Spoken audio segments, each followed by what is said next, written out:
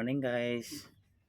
Maglagay tayo ng sili, bawang, saka ginger sa isang buti guys. Para gawa tayo ng fermented na suka. May bawang, saka sili, saka luya. So guys, yun. Ilagay natin yung mga nahimay na natin ng mga sili. Ito yung mga sili. Klaseng sili natin guys. May malaki, may maliit.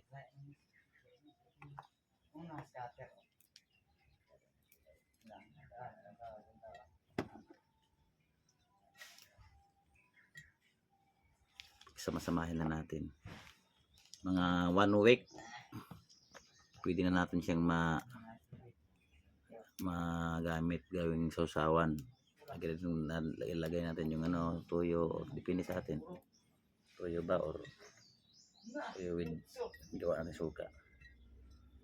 Yan, pagsama-samahin natin dito guys.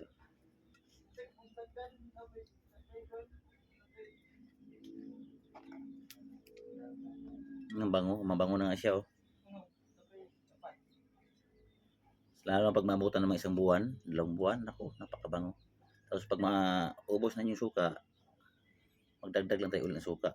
Gamitin natin guys yung suka sa tuba guys. Suka sa niyog Tuba sa niyog, suka sa niyog. Coconut vinegar. Ito pagsama-samahin na natin yung luya.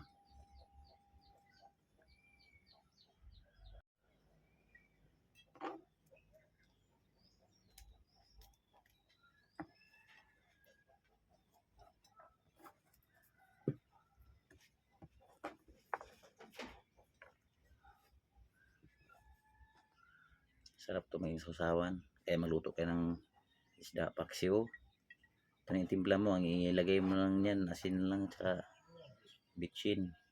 Kasi may suka na siya Paksiw na isda. Kaya paksiw na karne.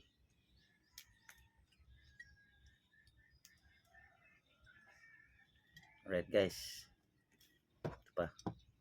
Ito na guys. Yung ilagay natin yung mga luya, mga bawang, saka mga sili. Klaseng sili to, malaki maliit. Yan. Tapos ilagay natin ating suka sa tuba.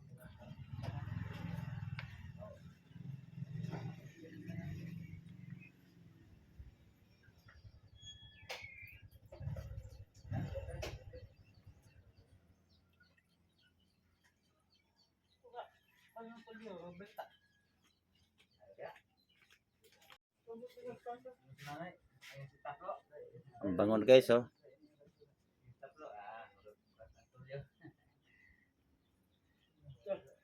Yun.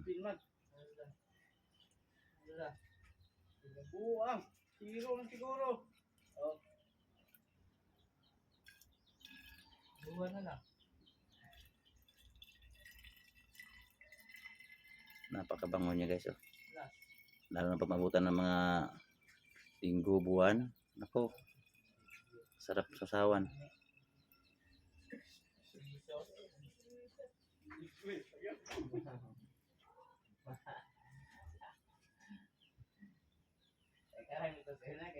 Okay guys. Ayan na guys Yan. Mixing tuba, suka sa tuba, bawang, luya at saka sili. Okay guys Tapos takpan natin to. Okay, salamat guys.